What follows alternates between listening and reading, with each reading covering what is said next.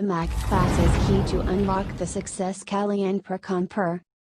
Good afternoon friends, welcome to the Mac classes. हम लोग circulatory system पढ़ रहे थे और ये जो क्लास है ये सबसे ज़्यादा इंपॉर्टेंट है पूरे सर्कुलेटरी सिस्टम की, क्योंकि यहाँ से बहुत सारे क्वेश्चंस बनते हैं। हम पढ़ने वाले हैं डबल सर्कुलेशन, दोहरा परिसंचरण। हृदय में जो रक्त है वो 2 बार पास होता है, ठीक है, एक बार पास होता है और फिर दोबारा पास होता है, इसीलिए उसको क्या बोलते हैं, डबल सर्कुलेशन बोलते हैं, दोहरा परिसंचरण बोलते हैं। ठीक, चलिए बात करते हैं डबल सर्कुलेशन की। तो डबल सर्कुलेशन को समझने से पहले एक कंसेप्ट समझना और उस कंसेप्ट को हम जोड़ेंगे। मतलब आधी कहानी मैं पहले बताऊंगा और आधी कहानी बाद में बताऊंगा। दोनों कहानियों को आप जोड़ोगे तभी आपको पूरी कहानी समझ में आएगी। पहली जितना मैं आपको समझाऊं उन दोनों पार्ट को समझना, बाद में जब उसको हार्ट से कनेक्ट करूं तब उसको कनेक्ट करना, तभी समझ में आएगा। ठीक है, तो मैंने इसको 2 पार्ट में डिवाइड कर दिया। एक है हमारा लंग साइड और दूसरा है हमारा टिश्यू साइड। ठीक है, इस बात को समझो। लंग साइड मतलब लंग्स को क्या बोलते हैं, लंग्स को क्या बोलते हैं, फेफड़े। एक तरफ है फेफड़े और दूसरी तरफ है ऊतक। ठीक है, इतनी बात समझ में आती है। मैं बोल रहा हूँ, आप सुन रहे हैं, कोई खाना खा रहा है, चल रहा है, कुछ भी कर रहा है, सबके लिए किसकी ज़रूरत पड़ती है, ऑक्सीजन की ज़रूरत पड़ती है। किसकी ज़रूरत पड़ती है, ऑक्सीजन की ज़रूरत पड़ती है। तो ऑक्सीजन कौन लेता है, ऊतक लेता है। ये एक टिश्यू है, आपको पता है जो ऊतक होता है वो ग्रुप ऑफ सेल्स होता है, मतलब कोशिकाओं का क्या होता है, एक समूह होता है जिसको क्या बोलते हैं, ऊतक बोलते हैं। ठीक है, अब आप एक बात समझिए, ये ऊतक के पास एक ब्लड वेसल है या ऊतक के पास एक धमनी है।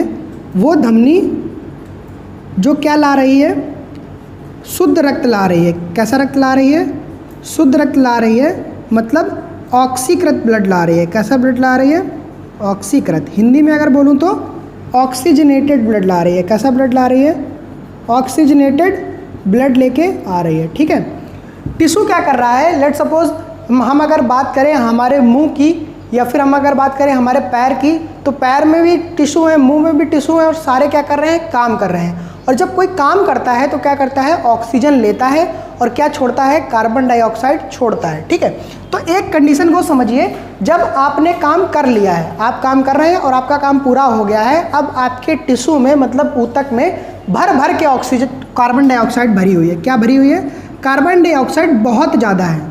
ठीक, और दूसरी तरफ क्या है, वो धमनी जो रक्त लेके आ रही है उसमें क्या है, ऑक्सीजन बहुत ज़्यादा है। ठीक है, आपने एक बात सुनी होगी, आपको जब मैं केमिस्ट्री पढ़ाऊंगा या फिजिक्स पढ़ाऊंगा तो आपको बताऊंगा, एक चीज़ होती है जिसको बोलते हैं ग्रेडियंट। क्या बोलते हैं, ग्रेडियंट। ठीक है, इस ग्रेडियंट टर्म को आप बहुत ज़्यादा इंपॉर्टेंस देने वाले हो इस पूरे लेक्चर में।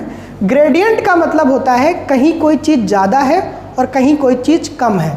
तो जब भी कहीं कोई चीज़ ज़्यादा होती है और कहीं कोई चीज़ कम होती है तो वो अपने ज़्यादा वाली जगह से कम वाली जगह पर मूव करने लगती है। ठीक है, पहला कंसेप्ट क्या, यहाँ पे कार्बन डाइऑक्साइड ज़्यादा है और यहाँ पे ऑक्सीजन ज़्यादा है, तो कार्बन डाइऑक्साइड क्या करेगी, टिश्यू से कहाँ की तरफ मूव करने लगेगी, धमनियों की तरफ मूव करने लगेगी, मतलब ब्लड वेसल की तरफ मूव करने लगेगी। और ऑक्सीजन कहाँ मूव करने लगेगी, ऑक्सीजन इस ब्लड वेसल से टिश्यू की तरफ मूव करने लगेगी। ठीक है, और ये ब्लड क्या कर रहा है, निरंतर फ्लो कर रहा है, आगे बढ़ रहा है। तो यहाँ पे कंडीशन जो है वहाँ पे ऑक्सीजन ज़्यादा है और जब यहाँ पे कंडीशन आ गई तो यहाँ पे क्या ज़्यादा हो गई, कार्बन डाइऑक्साइड। ठीक है, इतनी बात समझ में आती है। यहाँ पे ऑक्सीजन ज़्यादा हो गई, यहाँ पे कार्बन डाइऑक्साइड ज़्यादा हो गई, और जहाँ पे ये सारी क्रिया हो रही है वहाँ पे क्या है, वहाँ पे है केशिकाएँ। कल आपको बताया था मैंने, केशिकाएँ बताया था। तो वहाँ पे क्या है, केशिकाएँ या फिर कैपिलरीज। सबसे पतली पतली जो आपकी ब्लड वेसल्स होती हैं उनको क्या बोलते हैं, केशिकाएँ या कैपिलरीज। तो यहाँ पे क्या है, कैपिलरीज। क्या हुआ, यहाँ पे डिफ्यूज़न हुआ। किसका डिफ्यूज़न हुआ, जहाँ पे ऑक्सीजन ज़्यादा थी वो टिश्यू की तरफ चली गई, टिश्यू में कार्बन डाइऑक्साइड ज़्यादा थी वो कहाँ आ गई, ब्लड वेसल में आ गई, और ब्लड जब आगे बढ़ा तो यहाँ पे कार्बन डाइऑक्साइड की मात्रा ज़्यादा हो गई। ये कॉन्सेप्ट समझ में आ गया, टिश्यू का कॉन्सेप्ट समझ में आ गया, टिश्यू में किस तरीके से डिफ्यूज़न होता है। अब बात करते हैं लंग्स की, फेफड़ों की बात करते हैं। ठीक है, फेफड़ों में क्या होता है, एल्वियोलाई होती है। क्या होती है, एल्वियोलाई। ठीक है, एल्वियोलाई ये फेफड़े के अंदर का एक स्ट्रक्चर है, एल्वियोलाई। जो काम टिश्यू कर रहा था वही काम यहाँ पे कौन कर रही है, एल्वियोलाई। और यहाँ पे भी क्या है, यहाँ पे भी ब्लड वेसल है।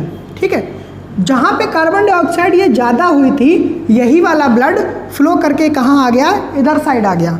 फिर से यहाँ पे क्या ज़्यादा हो गई, कार्बन डाइऑक्साइड। मैं कौन सा ब्लड बता रहा हूँ, वही वाला ब्लड जो टिश्यू ने इस्तेमाल कर लिया था, वो यहाँ पे आ रहा है। कैसे आ रहा है, ये सारी कहानी बाद की है, ठीक है। यहाँ पे कार्बन डाइऑक्साइड ज़्यादा है और हमने सांस ली, अपनी नोज से, अपने नाक से हमने सांस ली, और सांस लेने के बाद क्या हुआ, सांस लेने के बाद जो ऑक्सीजन थी वो एल्वियोलाई में भर गई। अब एल्वियोलाई में ऑक्सीजन की मात्रा ज़्यादा हो गई और कार्बन डाइऑक्साइड की मात्रा किस में ज़्यादा हो गई, इस ब्लड वेसल में ज़्यादा हो गई, ठीक है।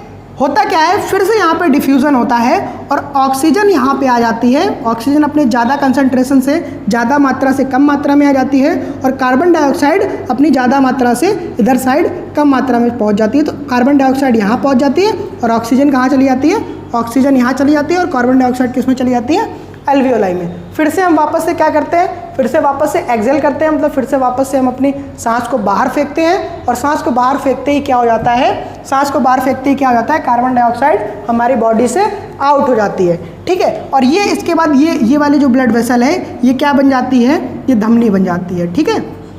ये क्या बन जाती है, धमनी, और ये क्या हो जाती है, शिरा, ठीक है। और यहाँ पे क्या है, जहाँ पे ये सारा प्रोसेस हो रहा है, जहाँ पे डिफ्यूज़न हो रहा है, वहाँ पे फिर से क्या है, केशिकाएँ, क्या हैं, केशिकाएँ, ठीक है। अब आपको एक बात समझ में आ गई होगी कि जो धमनी और शिराएँ होती हैं वो कोई अलग अलग कॉन्सेप्ट नहीं है, ठीक है। क्या है, दोनों ही क्या है, पाइप है। एक धमनी, वो एक पाइप वो है जहाँ पे ब्लड वेसल, ऐसी ब्लड वेसल जिसमें ऑक्सीजन ज़्यादा है।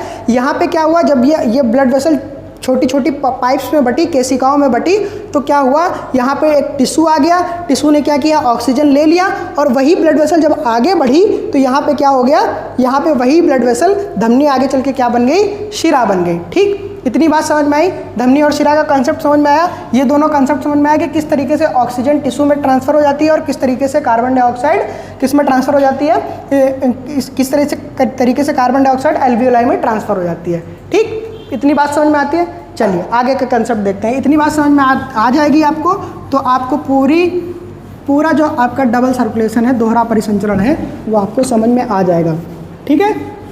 नहीं समझ में आया, वीडियो को पॉज करिए, बैक जाइए, फिर से देखिए मैंने आपको क्या कंसेप्ट समझाया, क्योंकि यही कंसेप्ट पूरे डबल सर्कुलेशन में लगने वाला है, ठीक है। चलिए अब बात करते हैं हमारे हार्ट की, ठीक है। मैंने आपको बताया था हार्ट कहाँ होता है, स्टर्नम बोन है, उस स्टर्नम हड्डी के जस्ट नीचे हार्ट होता है। किस तरफ झुका होता है, लेफ्ट की तरफ झुका होता है, और जिस स्ट्रक्चर में वो झुका होता है उसको क्या बोलते हैं, लंग, और लंग में क्या होता है, कार्डियक नॉच होती है, ठीक है। चलिए हार्ट बनाता हूँ मैं, ये है हमारा क्या, हार्ट। क्या ये हमारा स्ट्रक्चर किसका स्ट्रक्चर है, ये हार्ट का स्ट्रक्चर है, ठीक। आपको भी पता है हार्ट को हमने दो पार्ट में डिवाइड किया है। जो ऊपर वाला पार्ट होता है उसको क्या बोलते हैं, एट्रियम या फिर अलिंद, क्या बोलते हैं, एट्रियम या फिर अलिंद, और नीचे वाले को क्या बोलते हैं, वेंट्रिकल्स, क्या बोलते हैं, वेंट्रिकल्स या फिर निलय, ठीक है। इतनी बात समझ में आई, ऊपर वाला एट्रियम, नीचे वाला निलय। कई बार लोगों को कन्फ्यूज़न होता है कि इसमें राइट कौन सा है, इसमें लेफ्ट कौन सा है। तो मैं अगर बोर्ड पे खड़ा हो जाऊं इस तरीके से और अब आप अपनी कॉपी पर लेट जाएं, ठीक है, आप अपनी कॉपी पर लेट जाइए आराम से और समझिए कि ये वाला मेरा हाथ कौन सा है, राइट, और ये वाला हाथ मेरा कौन सा है, लेफ्ट। तो ये कौन सा पोर्शन हो गया, राइट पोर्शन हो गया, और ये कौन सा पोर्शन हो गया, ये कौन सा पोर्शन हो गया, लेफ्ट पोर्शन हो गया, ठीक है। इस हिसाब से समझिएगा, क्योंकि आप जब सामने से फ्रंट से हार्ट को देखते हो तो आप कई बार कंफ्यूज हो जाते हो कि राइट कौन सा है, लेफ्ट कौन सा है। तो आप उस बोर्ड पे या उस कॉपी पे लेट जाइए, आपको राइट और लेफ्ट आराम से समझ में आ जाएगा कि ये राइट पोर्शन है, ये लेफ्ट पोर्शन है, ठीक है। इतनी बात समझ में आती है। चलिए आगे देखते हैं। अब आप ये मेरी बात समझिए कि ये कैसा, ये पूरा पोर्शन कैसा हो गया, राइट पोर्शन, ये कैसा पोर्शन हो गया, पूरा लेफ्ट पोर्शन, और ये जो वॉल है इससे ऊपर वाला पोर्शन अलिंद हो गया, एट्रियम हो गया, और नीचे वाला पोर्शन क्या हो गया, निलय हो गए, वेंट्रिकल्स हो गए, ठीक। अब समझिए मेरी बात कि यहाँ से एक ब्लड वेसल आ रही है, यहाँ से एक पाइप आ रहा है, ठीक है। ये पाइप क्या कर रहा है, पूरी बॉडी का क्या लेके आ रहा है, पूरी बॉडी का अशुद्ध रक्त लेके आ रहा है। कैसा रक्त लेके आ रहा है, अशुद्ध रक्त लेके आ रहा है, ठीक है। कैसा रक्त लेके आ रहा है, अशुद्ध रक्त लेके आ रहा है। और ये अशुद्ध रक्त भी कहाँ से आ रहा है, दो पाइपों से आ रहा है। जो ऊपर वाली पाइप है, उसको बोलते हैं सुपीरियर, ठीक है। कोई भी चीज़ ऊपर होती है तो उसको बोलते हैं सुपीरियर, और कोई भी चीज़ होती है नीचे तो उसको बोलते हैं इन्फीरियर, ठीक है। ऊपर वाली पाइप को क्या बोला, सुपीरियर वेना कावा, क्या बोला, सुपीरियर वेना कावा, और नीचे वाले को क्या बोला, इन्फीरियर वेना कावा, ठीक है। और ठीक है, तो ये कौन सी है, इन्फीरियर वेना कावा। जो इन्फीरियर वेना कावा है इसको हिंदी में क्या बोलते हैं, पश्चवर्ती, क्या बोलते हैं, पश्चवर्ती महाशिरा, ठीक है। और जो आपकी ऊपर वाली है सुपीरियर, इसको क्या बोल दिया, अग्रवर्ती महाशिरा, ठीक है। इतनी बात समझ में आती है, चलिए।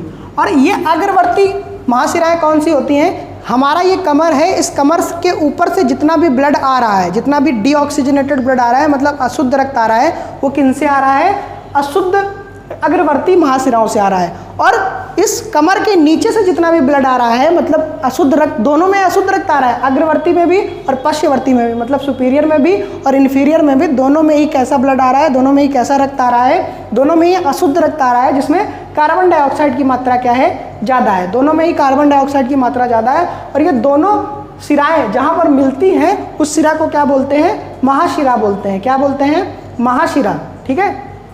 क्या बोलते हैं, महाशिरा, या फिर क्या बोल दिया कॉमनली, वेना कावा, ठीक है।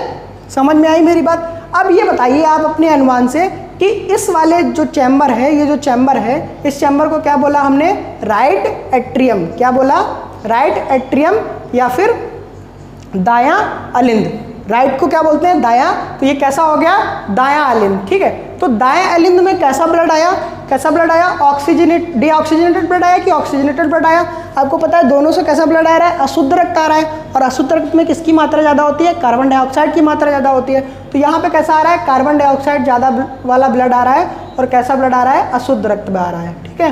कैसा रक्त आ रहा है, अशुद्ध रक्त आ रहा है, ठीक। अब ये अशुद्ध रक्त क्या होता है, ये अशुद्ध रक्त इस वाले पोर्शन से, मतलब राइट एट्रियम से कहाँ आता है, इस राइट वेंट्रिकल में आता है। किस में आता है, इस राइट एट्रियम से किस में आता है, राइट वेंट्रिकल में आता है। और जब ये राइट वेंट्रिकल में आता है, ऊपर वाले से नीचे वाले पोर्शन में आता है, तो ऊपर वाला पोर्शन खाली हो गया, मतलब एट्रियम खाली हो गया। अब ब्लड किस में आ गया, वेंट्रिकल्स में आ गया, ठीक।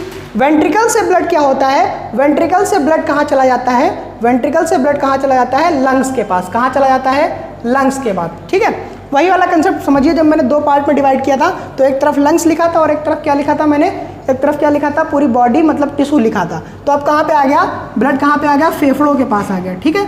कहाँ पे आ गया, फेफड़ों के पास आ गया। और जब ये फेफड़ों के पास आता है, तो फेफड़ों के पास आने के बाद अब इसमें क्या होगा, अब इसमें ऑक्सीजन कौन देंगे, हमारी एल्वियोलाई देंगी, फेफड़े देंगे, ठीक है। तो फेफड़े क्या देंगे, लंग्स क्या देंगे, ऑक्सीजन देंगे, क्योंकि लंग्स में ऑक्सीजन की मात्रा ज़्यादा है। हमने क्या किया था, हमने सांस ली थी, और सांस लेने पे क्या हुआ था, ऑक्सीजन की मात्रा ज़्यादा हुई थी। ऑक्सीजन की मात्रा ज़्यादा हुई तो फिर से वही कंसेप्ट हुआ, डिफ्यूज़न हुआ।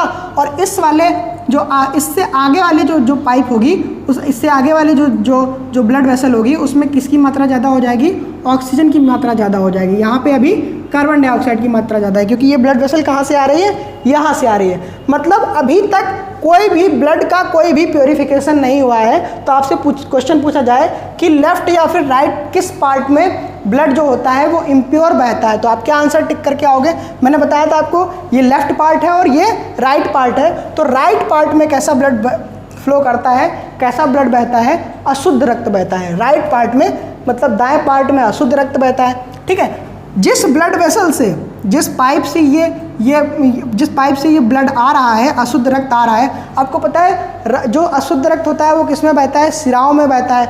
लेकिन यहाँ पे एक एक्सेप्शन के रूप में हम लोग पढ़ते हैं, कोई भी ब्लड वेसल जो लंग्स से जुड़ती है उसका हमेशा अपोजिट हो जाता है। तो यहाँ पे क्या है, ये क्या है, वैसे होनी तो चाहिए ये शिरा, लेकिन ये क्या हो जाती है, धमनी हो जाती है। और कौन सी धमनी हो जाती है, फुफ्फुस धमनी हो जाती है। कौन सी हो जाती है, फुफ्फुस धमनी, या फिर फुफ्फुस धमनी को हिंदी में, इंग्लिश में क्या बोलते हैं, पल्मोनरी, क्या होती है, पल्मोनरी आर्टरी, ठीक है। बात समझ में आई। अब देखिए ये ऑक्सीजनेटेड ब्लड है। अब यहाँ पे क्या है, ये शुद्ध रक्त है। जैसे ये फुफ्फुस धमनी ने ब्लड किस में छोड़ा, लंग्स में छोड़ा। लंग्स ने उसको क्या कर दिया, प्योर कर दिया, ऑक्सीकृत कर दिया। और ऑक्सीकृत होने के बाद ये ब्लड अब किस में आएगा, इस वाले पोर्शन में आएगा। और ये कौन सा पोर्शन है, ये लेफ्ट एट्रियम है। कौन सा पोर्शन है, लेफ्ट एट्रियम है, मतलब बाया अलिंद है, ठीक है। बाया अलिंद में आते ही ये ब्लड कैसा हो गया, प्योर हो गया, मतलब ऑक्सीजनेटेड ब्लड हो गया, ठीक है। ऑक्सीकृत ब्लड हो गया। ऑक्सीकृत जब ये ब्लड हो गया तो ये ऑक्सीकृत ब्लड जिस पाइपलाइन से, जिस वेसल से इसमें गिर रहा है, बाया अलिंद में गिर रहा है, उस वेसल को फिर से हमने एक एक्सेप्शन पढ़ा। आपको पता है शुद्ध रक्त किस में बहता है? धमनियों में बहता है, लेकिन यहाँ पे एक एक्सेप्शन हो जाता है। इसको क्या बोल देते हैं? Pulmonary vein. क्या बोल देते हैं?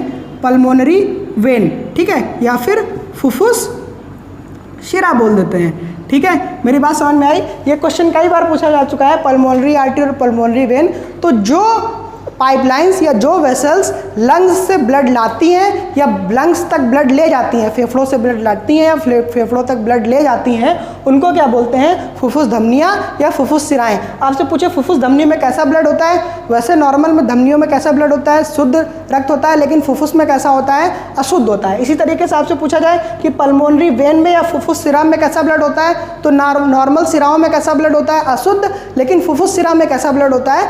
शुद्ध ब्लड होता है। इस बात को आपको हमेशा ध्यान में रखना है, ठीक है। अब ये ब्लड कहाँ पे आ गया? इस लेफ्ट एट्रियम में आ गया। लेफ्ट एट्रियम से ब्लड अब कहाँ जाएगा? लेफ्ट वेंट्रिकल में जाएगा। लेफ्ट वेंट्रिकल को क्या बोलते हैं? लेफ्ट वेंट्रिकल को हिंदी में क्या बोलते हैं? बायां निलय, ठीक है। बाएं निलय में ब्लड आ जाता है और बाएं निलय से ब्लड बहुत ही प्रेशर से, काफ़ी ज़्यादा प्रेशर से कहाँ पहुँच जाता है? हार्ट से बाहर, और कहाँ पहुँच जाता है? बॉडी ऑर्गन में, ठीक है। जितने भी बॉडी ऑर्गन है, मतलब शरीर में पहुँच जाता है। और जब ये ब्लड शरीर में पहुँचता है, और जिस पाइपलाइन के थ्रू ये ब्लड शरीर में पहुँच रहा है, उस पाइपलाइन को क्या बोलते हैं? एओर्टा। एओर्टा या फिर इसी को क्या बोलते हैं? महाधमनी, ठीक है। क्वेश्चन आता है कि महाधमनियों में कैसा ब्लड होता है, तो आप क्या आंसर टिक करके आओगे? शुद्ध टिक करके आओगे। देखिए कितने क्वेश्चन बन रहे हैं। राइट पोर्शन में कैसा ब्लड है? राइट पोर्शन में अशुद्ध रक्त है। लेफ्ट पोर्शन में कैसा है? शुद्ध रक्त है। बॉडी तक जो ब्लड वेसल ब्लड लेके जाती है, शुद्ध ब्लड लेके जाती है, उसको क्या बोलते हैं? तो उसको क्या बोलते हैं? महाधमनी या एओर्टा।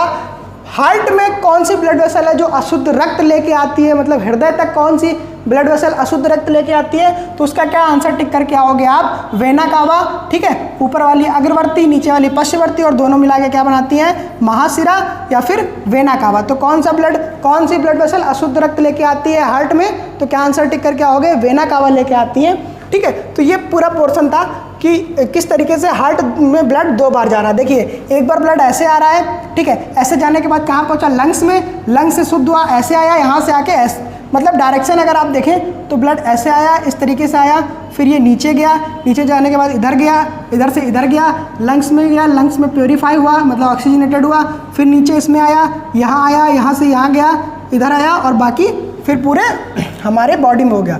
फिर हमने बताया था बॉडी में टिश्यू होता है, टिश्यू के पास फिर से, मतलब ऊतक के पास फिर से यहाँ पे कार्बन डाइऑक्साइड ज़्यादा है, तो कार्बन डाइऑक्साइड ज़्यादा होने की वजह से इसने क्या किया? इस कार्बन डाइऑक्साइड ज़्यादा होने की वजह से इसने क्या किया? इस ऑक्सीजन को क्या कर लिया? खा लिया। यहाँ पे ऑक्सीजन कंजप्शन कर लिया, और यहाँ पे फिर से क्या ज़्यादा हो गई? कार्बन डाइऑक्साइड ज़्यादा हो गई, और ये कार्बन डाइऑक्साइड वापस से किस में मिल गया? इस वाली इंफीरियर वेना कावा में मिल गया, और ऊपर कहीं टिश्यू में जो काम हो रहा था वो किस में मिल गया? जाके इसमें मिल गया, और फिर से मतलब सुपीरियर वेना कावा में मिल गया, और फिर से ब्लड किस में आ गया? हमारे हार्ट में आ गया। हार्ट क्या करता है? हार्ट का काम होता है सिर्फ पंप करना। आप कभी भी ये मत टिक करके आइएगा कि जो हार्ट होता है या हृदय होता है वो रक्त को प्योरीफाई करता है या शुद्ध करता है, नहीं। रक्त को प्योरीफाई करने का काम किसका होता है? रक्त को प्योरीफाई करने का काम लंग्स का होता है। और इसमें भी अगर आपको काफ़ी ज़्यादा एनालिटिकल पूछ ले, काफ़ी ज़्यादा क्रिटिकल पूछ ले, तो क्या आंसर टिक करके आओगे कि ऑक्सीजन के माध्यम से, मतलब अगर आप ऑक्सीजन के बेसिस पे पूछे तो ऑक्सीजन के बेसिस पे कौन प्योरीफाई करता है? ऑक्सीजन के बेसिस पे फेफड़े प्योरीफाई करते हैं, लंग्स प्योरीफाई करते हैं। और दूसरा क्वेश्चन बनता है कि रक्त को यूरिया के बेसिस पे कौन प्योरीफाई करता है? तो जब हम एक्सक्रीटरी सिस्टम पढ़ेंगे तब आपको बताएंगे किडनी, और किडनी का बेसिक स्ट्रक्चर नेफ्रॉन। तो यूरिया के टर्म में ब्लड को कौन प्योरीफाई करता है? यूरिया के टर्म में प्योरीफाई करने वाला स्ट्रक्चर जो होता है नेफ्रॉन होता है, या फिर उसको क्या बोलते हैं? किडनी, ठीक है, किडनी बोलते हैं। किडनीज प्योरीफाई करती हैं यूरिया के टर्म में, और ऑक्सीजन के टर्म में कौन प्योरीफाई करता है? ऑक्सीजन के टर्म पे हमारे फेफड़े प्योरीफाई करते हैं, ठीक है। फिर से आगे देखते हैं, चलिए इसके आगे कुछ और हार्ट में काफ़ी सारी इंपॉर्टेंट चीज़ें हैं। ये तो हमारा हो गया डबल सर्कुलेशन, मतलब जो रक्त है वो हृदय में 2 बार प्रवाहित हो रहा है, ठीक है। अब हम इसके आगे देखेंगे कि ये जो रक्त प्रवाहित हो रहा है, इस रक्त को प्रवाहित होने के लिए कुछ वॉल्व्स लगे होते हैं। कुछ वॉल्व्स वो क्या काम करते हैं? वो रक्त में जो हृदय होता है उसमें बैक फ्लो को रोकते हैं। जैसे जिस तरीके से आपके घर में कमरा लगा होता है, कमरे में क्या बोलते हैं गेट लगा होता है, उसी तरीके से हार्ट में कुछ वॉल्व होते हैं जो क्या करते हैं बैक फ्लो को रोकते हैं। ठीक है, आप एक बात समझिए, नल होता है आपका, नल में क्या लगा होता है, एक वॉल्व लगा होता है। आपने एक बार पानी ऊपर घसीट लिया, अब वो पानी कभी भी ग्राउंड में मतलब ज़मीन में नहीं जाने वाला है। यही काम कौन करते हैं, वॉल्व करते हैं। कहाँ पे, किस में काम करते हैं, हृदय में काम करते हैं। ठीक है, चलिए फिर से हम हृदय का स्ट्रक्चर बनाते हैं। ये हमारा कौन सा पार्ट हो गया, मैंने आपको बताया था, फिर से आप उसी तरीके से लेट जाइए। ये हमारा राइट पार्ट हो गया और ये हमारा कैसा पार्ट हो गया, लेफ्ट पार्ट हो गया। यहाँ से ब्लड, जो मैं सारी चीज़ें आपको बता चुका हूँ कि कौन सा ब्लड कहाँ से आता है, कैसा होता है, बस आप वॉल्व को समझिए। ये जो पोर्शन है, मतलब ये क्या है, एट्रिया, और ये क्या है, वेंट्रिकल। तो राइट एट्रिया से राइट वेंट्रिकल के बीच में 3 फोल्ड का एक वॉल्व लगा होता है, 3 फोल्ड का वॉल्व लगा होता है। इसको क्या बोलते हैं, ट्राइकस्पिड वॉल्व। क्या बोलते हैं, ट्राइकस्पिड वॉल्व या त्रिकपाटी वॉल्व। ठीक है, बात समझ में आई, त्रिकपाटी वॉल्व बोलते हैं। और इसी तरीके से लेफ्ट एट्रिया और लेफ्ट वेंट्रिकल्स के बीच में जो वॉल्व होते हैं वो कैसे होते हैं, 2 फोल्ड के होते हैं। उनको क्या बोलते हैं, बाइकस्पिड वॉल्व। ठीक है, बाइकस्पिड वॉल्व या द्विकपाटी वॉल्व। इसको इस तरीके से समझिए। बहुत लोग क्या करते हैं, ऐसे एक सर्कल बनाएंगे, 2 सर्कल बनाएंगे, ये बाइकस्पिड वॉल्व हो गया। बहुत लोग ऐसे ऐसे करके ऐसे 3 सर्कल बना देंगे, ट्राइकस्पिड हो गया। आप देखिए, मैंने इस तरीके से बनाया बाइक ट्राइकस्पिड को और इसको बनाया बाइकस्पिड। ये किस तरीके से होता है आप समझिए। आप एक रुमाल लीजिए, उस रुमाल को 2 बार फोल्ड कर दीजिए। ठीक है, जब 2 बार फोल्ड करेंगे तो 2 फोल्डिंग बाइकस्पिड हो गया, और उसी रुमाल को 3 बार फोल्ड कर दीजिए तो वो कैसा हो गया, ट्राइकस्पिड। सर्कल वाला कोई कंसेप्ट नहीं है, जहाँ भी बुक्स में दिया है वो गलत दिया है। ठीक है, इसी हिसाब से समझिए कि बाइकस्पिड होते हैं और ट्राइकस्पिड होते हैं। इसी तरीके से जो ब्लड वेसल आपका ब्लड लंग्स में ले जा रही थी, देखिए ये ब्लड वेसल कहाँ ले जा रही थी, ब्लड को लंग्स में ले जा रही थी। तो लंग्स में ले जाने वाले ब्लड वेसल के पीछे एक वॉल्व लगा होता है जिसको बोलते हैं सेमी लूनर वॉल्व। क्या बोलते हैं, सेमी लूनर वॉल्व। ठीक है, बात समझ में आई। तो लंग्स की तरफ जो ब्लड वेसल लेके जा रही है उसको क्या बोला, सेमी लूनर वॉल्व। इसी तरीके से जो ब्लड वेसल एओर्टा थी, जो पूरी बॉडी को ब्लड लेके जा रही थी, वहाँ पे भी एक वॉल्व लगा होता है जिसको क्या बोलते हैं, सेमी लूनर वॉल्व। तो दोनों ही कैसे वॉल्व होते हैं, सेमी लूनर वॉल्व होते हैं। अब हम आगे की क्लास में इसके बारे में पढ़ेंगे कि पंपिंग कैसे होती है, एसओ नोड क्या होता है, एवी नोड क्या होता है, बंडल ऑफ परकुंजे फाइबर्स किस तरीके से कॉन्ट्रैक्शन डायलेशन होता है, लब डब की आवाज़ कैसे आती है। ठीक है, ये सारी आवाज़ें पढ़ेंगे और हार्ट के बारे में विस्तृत जानकारी लेंगे। तब तक के लिए जुड़े रहिए हमारे साथ, देखते रहिए द मैक क्लासेस। धन्यवाद।